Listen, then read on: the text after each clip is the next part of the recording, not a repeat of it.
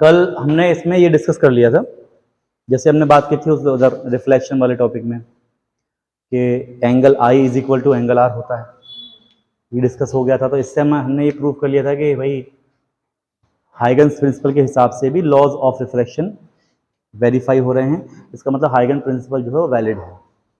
ऐसे ही इसको हमने रिफ्रैक्शन में लगाया, तो रिफ्रैक्शन में भी हमने प्रूव कर दिया कि sine i proportional to sine r होता है, जो कि रे ऑप्टिक्स में हमने बोला था लॉज ऑफ रिफ्रैक्शन में। तो यहाँ से लॉ ऑफ रिफ्रैक्शन भी हमने प्रूव कर दिया।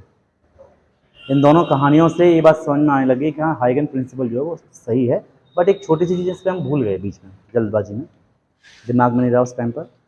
दोबारा डिस्कस कर लेते हैं। हमने इसमें केवल एक ही लॉ डिस्कस किया, जबकि हम जानते हैं कि रिफ्रैक्शन के भी दो लॉ हैं, रिफ्लेक्शन के भी दो लॉ हैं। मेन जो लॉ है वो हम डिस्कस कर चुके हैं, जिसमें डेरिवेशन बनता है। एक छोटी सी चीज़ थी जो हम डिस्कस करना भूल गए थे, बहुत बड़ी बात नहीं है, वो आसान सी चीज़ है। आपको याद होगा कि रिफ्लेक्शन के लॉ में दोनों में एक चीज़ आपने और स्टडी की थी, जरा इस पर आइए एक बार जरा। जैसे हमने स्टडी किया था लॉज ऑफ रिफ्लेक्शन में कि angle i is equal to angle r होता है, ये हमने प्रूव कर दिया हाइगन प्रिंसिपल से।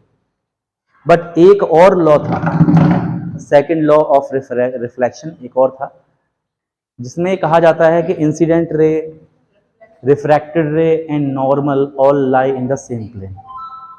ये हमने डिस्कस नहीं किया, छोटे से टॉपिक है, जरा जल्दी से भी देख लेंगे। अगर आपको इसमें समझ में आ गया तो उस वाले में अपने आप कर लोगे आप आराम से, ठीक है। सबसे पहले जरा विचार कीजिए कुछ चीज़ों पर, जैसे कि incident wave front, reflected wave front, surface, ये किस प्लेन में आ रहे हैं, इन पे जरा डिस्कस कीजिए एक बार जरा। इंसिडेंट वेव फ्रंट, किस बात कर रहा हूं मैं? इंसिडेंट वेव फ्रंट कौन सा था हमारा? ए बी, इसको भी ले लो, चाहे इसको ले, बातें की। Incident wave front A B, और देखें जरा रिफ्लेक्टेड वेव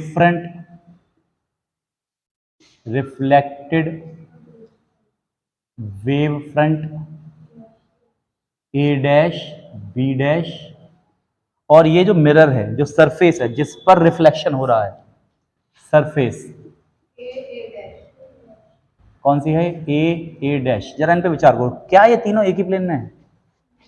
कैसे मिरर कैसे रखा होगा? इस तरह से, तो मिरर है इस प्लेन में, मतलब बाहर की तरफ है, बाहर वाले प्लेन में हुआ। इसी प्लेन में देखो इंसिडेंट वेव फ्रंट है, इसका भी प्लेन यही है, और जो रिफ्लेक्टेड वेव फ्रंट है उसका भी प्लेन यही है। ऐसे समझो बात को। इंसिडेंट वेव फ्रंट जो है ये बोर्ड के परपेंडिकुलर है, सरफेस बोर्ड के परपेंडिकुलर है, देखो बोर्ड है ना, सरफेस के परपेंडिकुलर है। और रिफ्लेक्टेड वेव फ्रंट ये भी बोर्ड के परपेंडिकुलर है, तीनों बोर्ड के परपेंडिकुलर, देन कैन आई से कि तीनों एक ही प्लेन में है। Surface, incident wave front, reflected wave front, तीनों एक ही प्लेन में हुए। कौन सा है वो प्लेन? वो प्लेन है परपेंडिकुलर टू द बोर्ड। हम लिखेंगे all perpendicular to the plane of, आप लोग लिखना प्लेन ऑफ पेपर, मैं भले बोर्ड की बात कर रहा हूं तो मैं यहाँ पे पेपर ही लिख रहा हूं। जब आप इसे डिस्कस कर अपनी कॉपी पे लिखेंगे तो आप प्लेन ऑफ पेपर लिखना, प्लेन ऑफ पेपर के परपेंडिकुलर। इतनी बात समझ में आ रही है? अब जरा ध्यान से देखो, ध्यान से देखना। हम सभी जानते हैं कि इंसिडेंट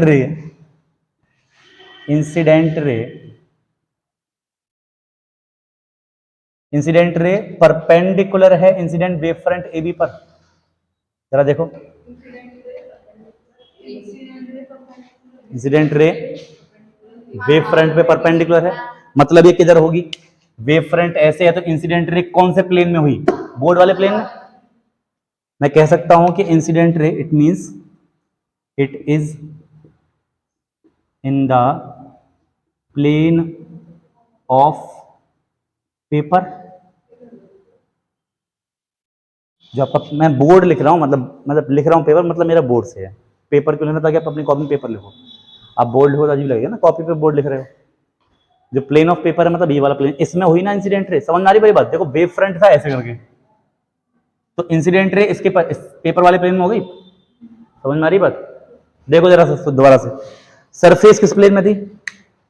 सरफेस यानी कि मिरर जिसकी आप बात कर रहे हो, ये इस प्लेन में है, तो इसका नॉर्मल किस प्लेन में होगा? प्लेन ऑफ पेपर में। हम लिखेंगे साहब, एक तो बात ये हो गई, एक बात दूसरा, नॉर्मल, नॉर्मल किसके परपेंडिकुलर है? सरफेस के। नॉर्मल किसके, देखो ध्यान से समझ लो, बीच में गड़बड़ मत करो, नहीं तो कहानी खराब हो जाएगी पूरी आपकी। फिर जो मैं बताना चाह रहा हूँ वो वहां नहीं पहुंचोगे, कहीं और पहुंच जाओगे। नॉर्मल जो है, नॉर्मल क्या था हमारे पास? नॉर्मल सरफेस के परपेंडिकुलर है, इसका मतलब नॉर्मल किस प्लेन में हो जाएगा? ये भी हो जाएगा, it is in the plane of paper. जो पेपर हमारा है, पेपर मतलब हमारा बोर्ड है, आपका तो पेपर होगा ना। तीसरी चीज लगी हमारे पास, रिफ्लेक्टेड रे। अब क्योंकि रिफ्लेक्टेड वेव फ्रंट भी इसी प्लेन में था, तो रिफ्लेक्टेड रे भी तो प्लेन ऑफ पेपर में हो जाएगी, इसको भी लिख लीजिए। रिफ्लेक्टेड रे ये परपेंडिकुलर है किसके? रिफ्लेक्टेड वेव फ्रंट के। इसका मतलब रिफ्लेक्टेड, अगर ये इस प्लेन में है तो रिफ्लेक्टेड रे हो जाएगी प्लेन ऑफ पेपर में। It means it is in the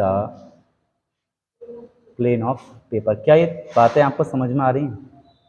अगर आ रही हैं तो हो गया, इतना ही काम था। देखें जरा, स्टार्टिंग से हमने बात की, इंसिडेंट वेव फ्रंट परपेंडिकुलर है इस तरह से प्लेन ऑफ पेपर के, सरफेस ये भी प्लेन ऑफ पेपर के परपेंडिकुलर है, और रिफ्लेक्टेड वेव फ्रंट ये भी प्लेन ऑफ पेपर के परपेंडिकुलर है। अब इंसिडेंट रे पे बात करते हैं जरा। Incident ray incident wave front के परपेंडिकुलर है, जैसा कि हम देख पा रहे हैं इसमें। अगर इंसिडेंट वेव फ्रंट इस तरह से है और इंसिडेंट रे आ रही इस तरह से, तो ये इसी प्लेन में तो हुई। सेम नॉर्मल, नॉर्मल सरफेस पे परपेंडिकुलर होता है, सरफेस है इस तरह से, ये रही इस प्लेन में, इस पे एक लाइन आप ड्रॉ कर रहे हैं इस तरह से, तो ये लाइन किस प्लेन में होगी? प्लेन ऑफ पेपर में।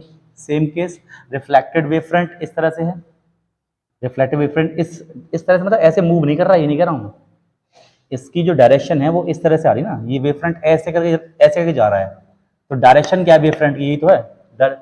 वेव फ्रंट का प्लेन कौन सा, मतलब बात ये है, वेव फ्रंट का प्लेन ये हो गया, और रिफ्लेक्टेड जो रे है वो इसके परपेंडिकुलर, ये भी होगी प्लेन ऑफ पेपर में। तो एक तरह से देखा जाए तो इंसिडेंट रे, रिफ्लेक्टेड रे और नॉर्मल तीनों ही प्लेन ऑफ पेपर में आ रहे हैं, इसका मतलब तीनों एक ही प्लेन में होते हैं। बात समझ आ रही है? लास्ट में देखेंगे हम लोग, thus we can say that incident ray, reflected ray and normal all are in the same plane। तो ये हमारा सेकंड लॉ था जिसको हमने डिस्क्राइब पहले नहीं किया था, भूल गए थे बात उस टाइम पर, केवल दिमाग में ये था कि ये प्रूव करना है, फिर अभी आज याद आया उसको कर लिया। ठीक है, ऐसे ही आपको उधर देखना है। क्या ये समझ में आपको आ गया? तो पॉज करें, नोट करना इसको अच्छे से। हाइगन्स की कहानी खत्म हो रही है। हाइगन ने जो अपना प्रिंसिपल दिया बहुत ज़्यादा एक्सेप्टेड नहीं रहा, एक्सेप्टेड रहा, मोस्टली एक्सेप्टेड रहा किसका? न्यूटन का। न्यूटन्स बकवास थ्योरी, कर्पस्कुलर थ्योरी, जिस थ्योरी के बहुत सारे पॉइंट्स थे, जिसमें कोई ऐसी बात नहीं थी जिसको सही माना जा सके। बहुत ही ज़्यादा, मतलब काफ़ी सारी बात अच्छी थी, ऐसा नहीं कि सारी बातें थी, लेकिन प्रॉब्लम बहुत थी इसके अंदर, काफ़ी सारी प्रॉब्लम थी। दादाजी थे ना वो न्यूटन के, न्यूटन के मतलब सॉरी फिजिक्स के। हाइगन जो थे वो छोटे मोटे साइंटिस्ट, कहाँ उनकी बात मानी जाएगी। बट आगे चलकर 1805 में बताया था मैंने आपको, एक वैज्ञानिक आए थॉमस यंग, उन्होंने एक्सपेरिमेंटली प्रूव करके दिखाया that light have wave nature. कब की बात है? 1805, मतलब ये मैक्सवेल से भी पहले की बात है। मैक्सवेल तो 1865 में थे, हम बात कर रहे हैं उससे 60 साल पहले की। मतलब उस समय इलेक्ट्रोमैग्नेटिक वेव का किसी ने जिक्र ही नहीं सुना था, डिस्प्लेसमेंट करंट वगैरह कुछ नहीं जानते थे लोग। एक्चुअली इलेक्ट्रोमैग्नेटिक वेव तो बनी और भी 22 साल बाद, और हम अभी बहुत पहले हैं, हम 19th सेंचुरी की शुरुआत में हैं। 1805 में, 1805 में थॉमस यंग ने एक एक्सपेरिमेंट किया, उस एक्सपेरिमेंट से इन्होंने प्रूफ करके दिखाया that light have wave nature, और एक और नए फिनोमिना को डिस्कवर किया, that is interference of light. जैसे रिफ्लेक्शन ऑफ लाइट होता है, रिफ्लेक्शन ऑफ लाइट पढ़ लिया, रिफ्रैक्शन ऑफ लाइट पढ़ लिया। अब तक दो ही बातें हम जानते थे। एक नई घटना के बारे में हमें जानकारी हुई हासिल, that is interference of light, और इसके बाद फिर लाइट का वेव नेचर होता है, इसकी तरफ लोगों का ध्यान गया और फिर और रिसर्च हुई, बाद में फिर और डिस्कवर हुआ डिफ्रैक्शन ऑफ लाइट, फ्रेनहोफर ने किया discover diffraction of light, polarization of light, उसके लॉ आए, मैलस लॉ, ब्रेस्टर लॉ, ये तमाम फिर पोलराइजेशन ऑफ लाइट में चले जाते हैं। मतलब लोगों को मालूम पड़ गया कि साहब लाइट का वेव नेचर भी होता है, लाइट वेव नेचर होता रखती है। इस वजह से फिर उन्होंने एक्सपेरिमेंट करना चालू किया इस हिसाब से कि वेव की क्या क्या प्रॉपर्टी हो सकती है, उसको सोचते हुए एक्सपेरिमेंट किया। आते हैं तो इंटरफेरेंस ऑफ लाइट क्या है, इस पर पहले चर्चा करेंगे। उससे पहले एक कहानी में पढ़ेंगे कि what is super position of waves. तो अभी हमारी हेडिंग है सुपर पोजिशन ऑफ वेव्स, क्योंकि इसी के साथ ही हम समझ पाएंगे कि इंटरफेरेंस का क्या मतलब होता है। ठीक है, let's get started with super position of waves. यहां पर इधर इधर है।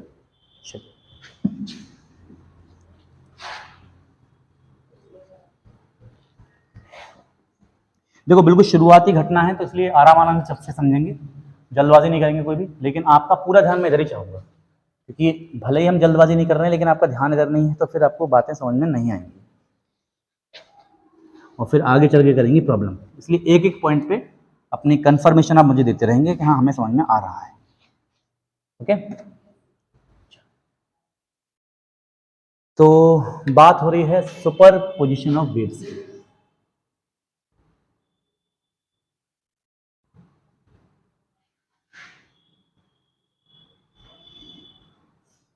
सुपर पोजिशन ऑफ वेव्स मतलब वेव्स में हम ये देखेंगे कि हमारे पास दो ट्रांसवर्स वेव अगर आपस में आके मिल रही हैं तो क्या होगा। ये कहानी सिर्फ ट्रांसवर्स वेव के लिए नहीं है, लॉन्गिट्यूडनल के लिए भी है। मैं आपको ट्रांसवर्स का एग्जांपल लेके इसलिए बता रहा हूँ कि ट्रांसवर्स वेव को आप अच्छे से समझते हैं। आपने अपने जीवन में ट्रांसवर्स वेव ज़्यादा देखी है बजाय लॉन्गिट्यूडनल वेव के आंखों से, इसीलिए मैंने ट्रांसवर्स वेव का एग्जाम्पल यहाँ पे लिया है। ये कहानी ट्रांसवर्स वेव में भी लागू होती है और लॉन्गिट्यूडनल में भी लागू होती है, दोनों में होती है। ट्रांसवर्स का एग्जाम्पल लेके मैं समझाने का प्रयास कर रहा हूँ कि अगर मेरे पास कुछ वेव्स हैं, मैं यहाँ पे उन वेव को ज़रा अच्छे से बना रहा हूँ थोड़ा सा ताकि क्लियर रहे आपको।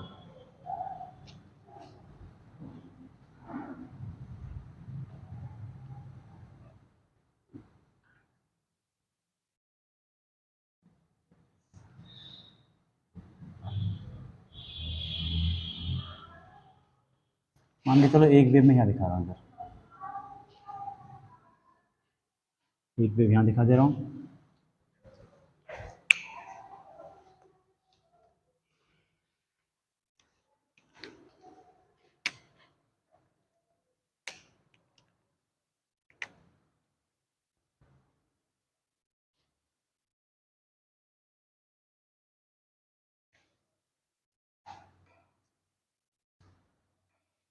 जैसे कि ये वेव है,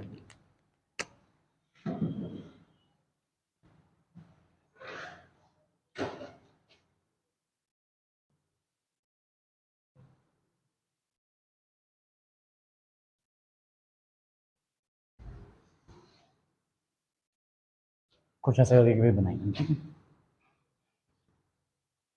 एक दूसरी वेव बना रहा हूँ यहाँ पर,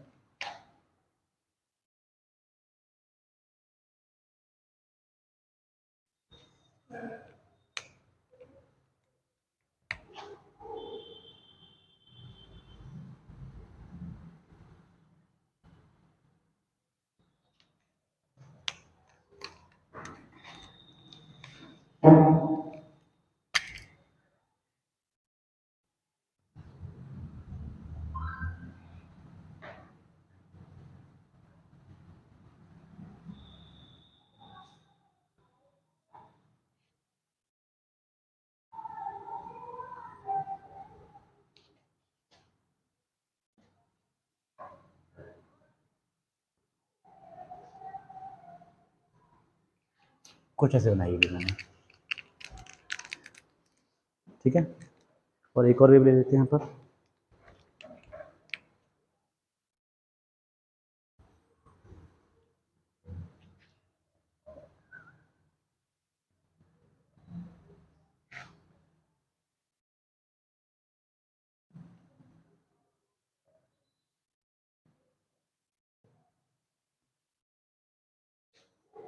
ठीक है, ये मैंने 3 वेव का एग्जांपल लिया है।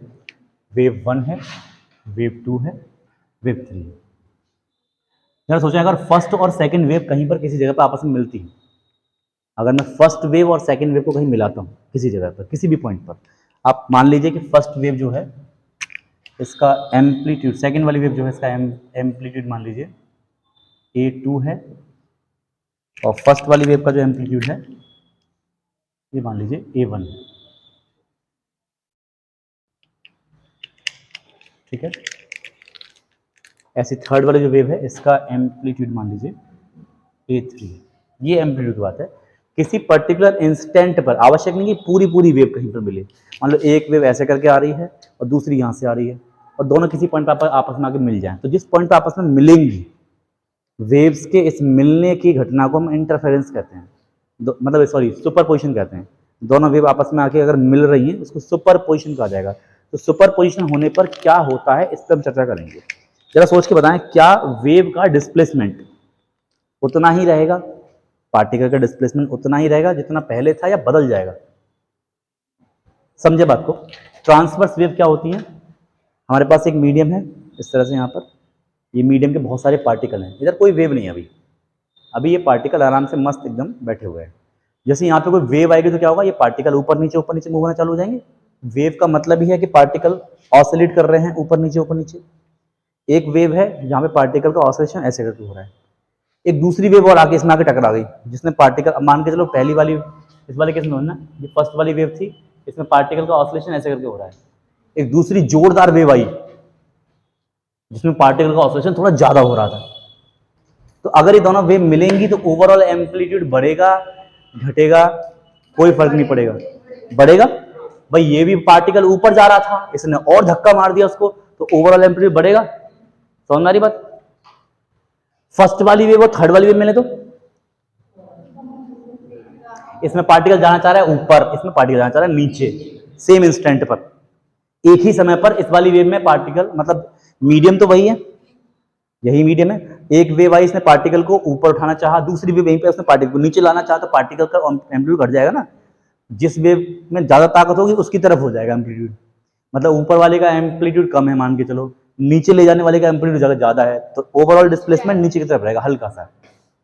समझ में बात आ रही है? यानी कि दो वेव अगर आपस में मिलती हैं तो उनका जो नेट डिस्प्लेसमेंट है, एम्पलीट्यूड तो मैक्सिमम डिस्प्लेसमेंट हुआ, मैं यहां की बात कर रहा हूं तो इसको तो केवल डिस्प्लेसमेंट कहूंगा ना मैं, ये तो मैक्सिमम डिस्प्लेसमेंट है। मान के चलो मैं बात कर रहा हूं इस जगह की, किसी टाइम टी पर, यहाँ पे मान लो टाइम है टी, तो टाइम टी पर पहले वाली जो वेव है इसका जो डिस्प्लेसमेंट है मान लो y1 है। टाइम टी पर दूसरी वाली वेव है, इसका जो डिस्प्लेसमेंट है मान लो y2 है।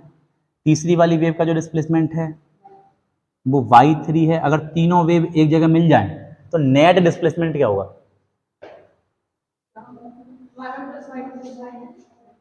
With sine. और अगर डिस्प्लेसमेंट अलग अलग डायरेक्शन में, केवल ऊपर नीचे नहीं है, कोई वेव ऐसे करके ऑसिलेट कर रही है, तो हम कहेंगे साहब इनका वेक्टर सम कर लीजिए आप सारे डिस्प्लेसमेंट का। वी कैन से कि in a superposition of wave, in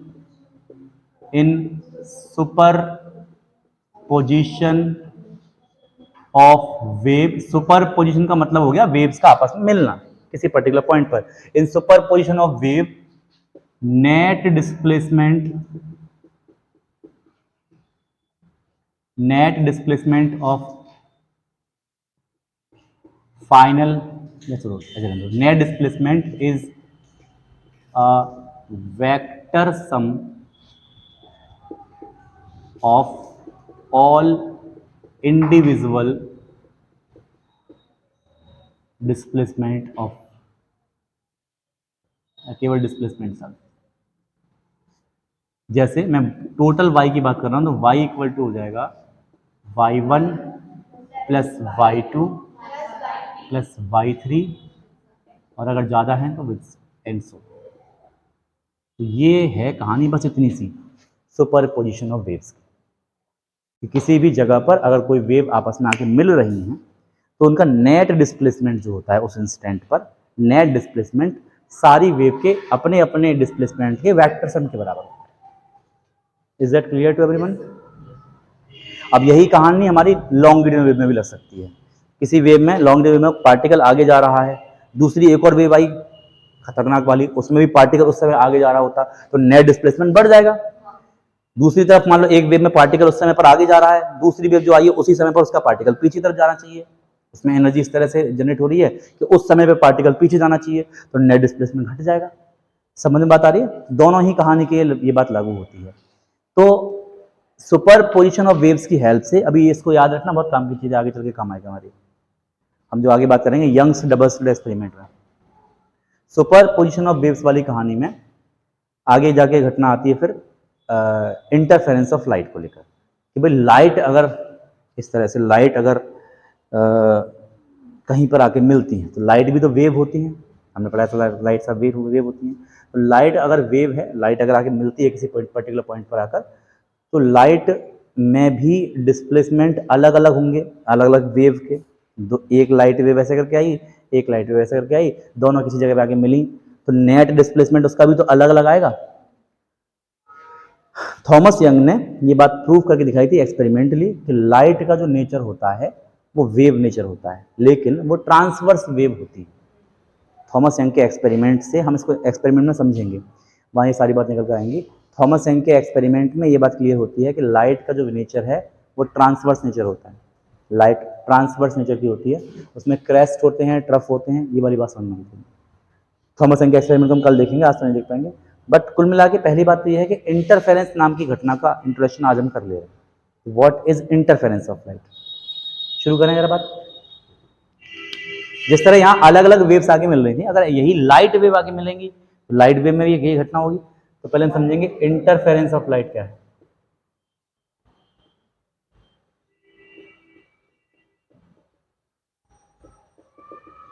interference of light, interference of light को समझने से पहले एक शब्द आप और समझ लीजिए। एक होता है कोहेरेंट सोर्स ऑफ लाइट, एक होता है इनकोहेरेंट सोर्स ऑफ लाइट। दो तरह के सोर्स ऑफ लाइट होते हैं, एक होता है कोहेरेंट सोर्स ऑफ लाइट, एक होता है इनकोहेरेंट सोर्स ऑफ लाइट। मैं आपको बता दूं, उधर ले आइए जरा।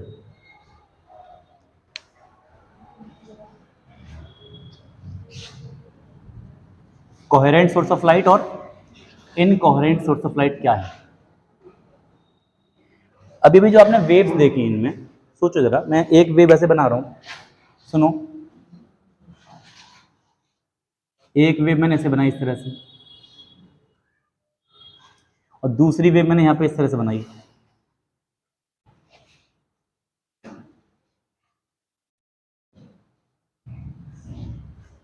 दोनों को मैंने सुपरपोज कराया, तो सुपरपोज होने पर नेट डिस्प्लेसमेंट किसी जगह पर, नेट डिस्प्लेसमेंट किसी जगह पर, यहां पर देखें हम, यहां पर इंक्रीज होगा और यहां हमेशा इंक्रीज होगा, या मतलब यहां हमेशा या तो इंक्रीज होगा जिस समय वेव ऊपर जा रही है तो यहां हमेशा इंक्रीज होगा, या हमेशा यहां डिक्रीज होगा। कब होगा ऐसा? जब दोनों वेव की फ्रीक्वेंसी सेम होगी। अगर पहली वाली वेव जल्दी जल्दी ऑसिलेट कर रही है, दूसरी वाली धीमे धीमे ऑसिलेट कर रही है, तो कैसा पॉसिबल है?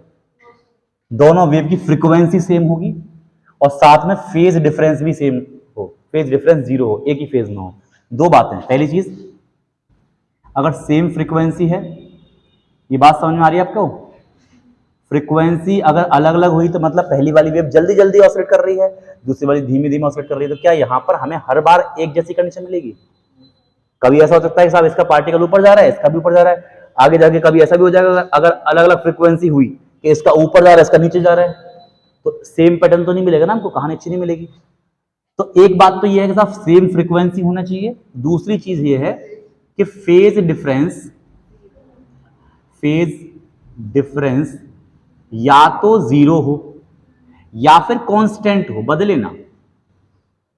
दो बातें, अगर ऐसे दो बातों को कोई दो सोर्स ऑफ लाइट फॉलो कर रहे हैं तो उन्हें कहा जाता है कोहेरेंट सोर्स ऑफ लाइट।